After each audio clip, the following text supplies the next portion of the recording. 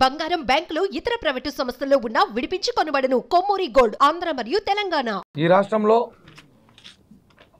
ప్రభుత్వం మారి దాదాపు 50 రోజులు కావస్తుంది.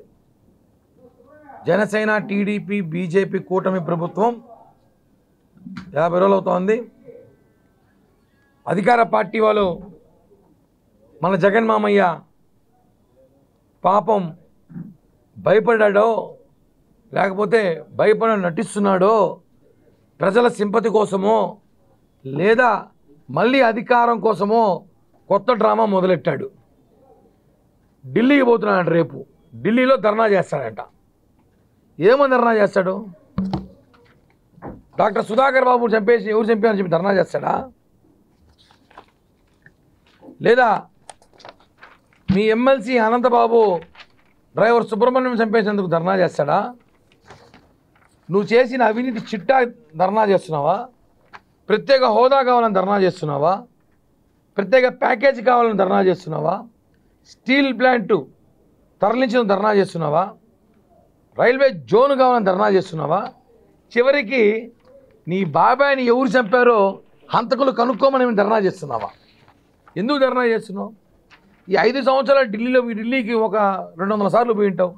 ఏ రోజైనా పోయి ఢిల్లీలో ధర్నా చేశారా? లేదే. ఇప్పుడు ధర్నా అంట. వాళ్ళు కొట్టుకొని వాళ్ళు పొడుచుకొని దాని ధర్నా అని పేరు సింపతి కోసము జగన్ మామయ్య ఆడుతున్న డ్రామా ఇది. రాష్ట్రంలో అందరికీ తెలుసు. మొన్న చనిపోయిన రషీద్ కానివ్వండి, వాళ్ళ గొడవలు కానివ్వండి, ఇద్దరు ఫ్రెండ్సే ఆస్తి తగాదాలు లేదా పర్సనల్ గొడవలు ఇలా చనిపోయిన వాళ్ళని తీసుకొని అవి టీడీపీ వాళ్ళు చంపేశారు, జనసేన వాళ్ళు చంపారని చెప్పి డ్రామాలు ఆడుతూ ఈరోజు ఢిల్లీ పోయి ఢిల్లీలో జంతర్ మంతర్లో రాష్ట్రంలో దాడులు ఎక్కువైపోయినాయి, అన్యాయాలు ఎక్కువైపోయినాయి, ఈ రాష్ట్రాన్ని కాపాడండి అని చెప్పి ధర్నా చేశాడ. సిగ్గుండాలి ఆ మాట మాట్లాడడానికి మాజీ ముఖ్యమంత్రికి. నీ సొంత బాబాయ్ చనిపోయి ఈరోజు 6 సంవత్సరాలు అవుతుంది. ఇప్పటికీ ఇంతవరకు ఏ రోజైనా సరే మా బాబాయ్ని ఎవరు చంపారని చెప్పి నువ్వు ఒక్క రోజన్నా ఢిల్లీ కాదు అమరావతిలో కూర్చొని ఒక ప్రెస్ మీట్ పెట్టావా? ఒక ధర్నా చేసావా? ప్రత్యేక హోదా రాలని చెప్పి ధర్నా చేసావా? ప్యాకేజ్ రాలని ధర్నా చేసావా? ఈ రాష్ట్రము దివాలా తీసి రాజధాని కోసం ధర్నా చేసావా? ఎప్పుడు ఏమి చేయలేదు. ఈరోజు అయినా కార్యకర్తల కోసం ధర్నా అంట. ఎవరా కార్యకర్తలు? మీ పార్టీ కార్యకర్తలే. మీరే చంపుకున్నారు. దానికి ధర్నా చేసిన అవసరం ఏముంది?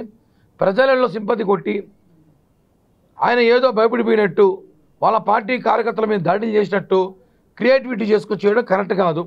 ప్రజలన్నీ చూస్తున్నారు. నిన్న మనం చూసుంటాం మదనపల్లి ఇన్సిడెంట్, చాలా దారుణం.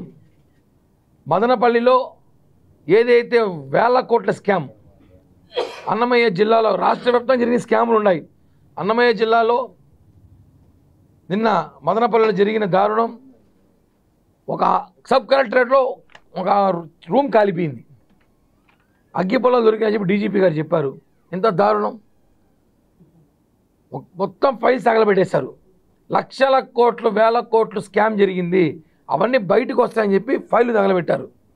ఇవన్నీ కూడా మేము అధికారంలో ఉన్నాం కదా, అన్నీ బయట తీస్తాం. మదనపల్లిలో పరిస్థితి ఎలా ఉందంటే ఒక వ్యక్తి చెప్తున్నాడు నాతో, అందరూ మామూలుగా ఉదయం 9 నుంచి రాత్రి 4 దాకా పనిచేస్తారు అన్ని కార్యాలయాల్లో. మదనపల్లిలో సబ్ కలెక్టర్లు మాత్రము ఈ కొద్ది రోజులుగా సాయంత్రం 4 నుంచి మరుసటి ఉదయం 9 దాకా పనిచేస్తారంట. అంటే రాత్రంతా పనిచేస్తున్నారు. ఏం పని చేస్తారంటే ఇవే, ఈ ఫైళ్ళు కాల్చడానికో ఈ ఫైళ్ళు తారుమారు చేయడానికో పనిచేశారు. ఇవన్నీ కూడా ప్రజలు గమనించాలి. ఆయన ఇంకా ముఖ్యమంత్రి అనుకుంటున్నాడో, మేమే ఇంకా అధికారంలో ఉంటామని భ్రమలో ఉన్నాడో ఏం అర్థం కావట్లేదు. రోజుకు ఒక మాట మాట్లాడుతున్నాడు. నిన్న అసెంబ్లీలో చూసాం, నల్ల కండువాలు వేసుకొని పోయి నిరసన వ్యక్తం చేసి ఆయన ఎవరో ఒక పోలీస్ ఆఫీసర్ వార్నింగ్ ఇస్తున్నాడు. మళ్ళీ మేము వస్తామంటే ఏంది వచ్చేది? నువ్వు 15-20 ఏళ్ళు కనపడవు రాష్ట్రంలో ఎడా.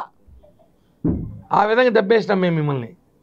15-20 సంవత్సరాలు కనపడు జగన్మోహన్ రెడ్డి వ్యక్తి. వాస్తవం ఇది. మళ్ళీ మేము వస్తాము అంటే ఎవరికి చెప్తున్నారు ఇవన్నీ? ఈయన వస్తే ఆ మధుసూదన్ రావు ఎవరు ఆఫీసర్ని, నేను వస్తే నీ కథ చూస్తామంట. నువ్వు వస్తే చూడడానికి, నీ కథ చూడడానికి రెడీగా ఉన్నారు రాష్ట్రంలో ప్రజలందరూ. ఒక వ్యక్తి మాట్లాడుతూ ఎందుకే ఢిల్లీలో ధర్నా చేస్తున్నామంటే మాకు జరిగిన అన్యాయం, మేము చేస్తున్న బాధ జగన్మోహన్ రెడ్డిని దేశమంతా చూడాలి కాబట్టి ఢిల్లీలో పోయి చేస్తాడంట. వద్దు, ఒక పని చేయండి రా బాబు, అమెరికా పోండి, ప్రపంచం అంతా చూస్తుంది.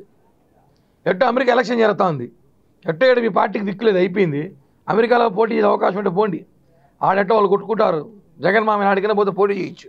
ఆడిపోయి ధర్నా చేస్తే అమెరికాలో ప్రపంచం అంతా చూస్తుంది నీ జరిగిన అన్యాయం. ఎవరికి చెప్తారా ఇవన్నీ మీరు? ఇవన్నీ కరెక్ట్ కాదు. జగన్ ఢిల్లీ టూర్ ఒక డ్రామా.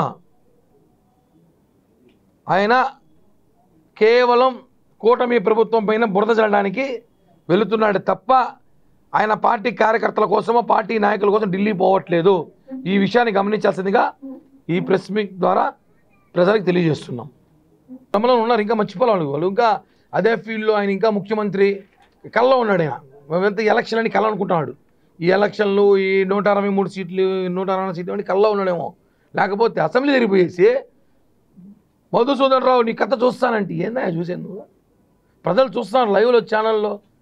అధికారంలో ఉండి బెదిరిస్తావు, అధికారం లేకపోయినా బెదిరిస్తావు, కళ్ళలో బెదిరిస్తాడంట. అదే చెప్తున్నాం కదా. ఇప్పుడు కూడా కొన్ని కార్యాలయాల్లో ఇంకా జగన్ మనుషులే ఉన్నారు.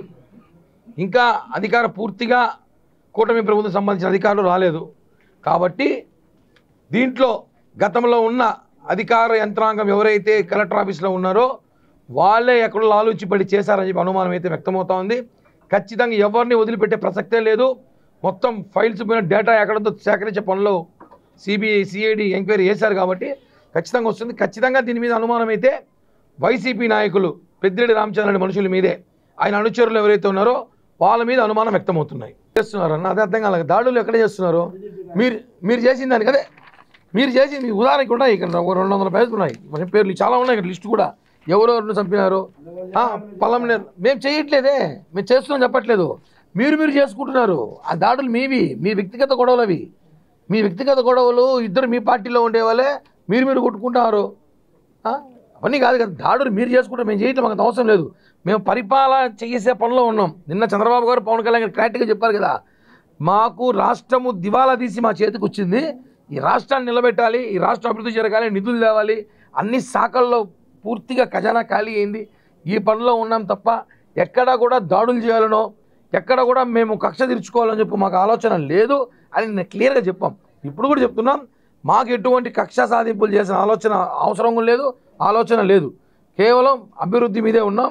రాష్ట్రానికి రాజధాని, రాష్ట్రానికి మేము చేసిన ఏదైతే హామీలు ఇచ్చామో ఈ హామీలు నెరవేర్చడానికే జనసేన టీడీపీ కూటమి పనిచేస్తాం తప్ప కక్ష సాధింపులకి మాకు అంత టైం లేదు, అవసరం లేదు.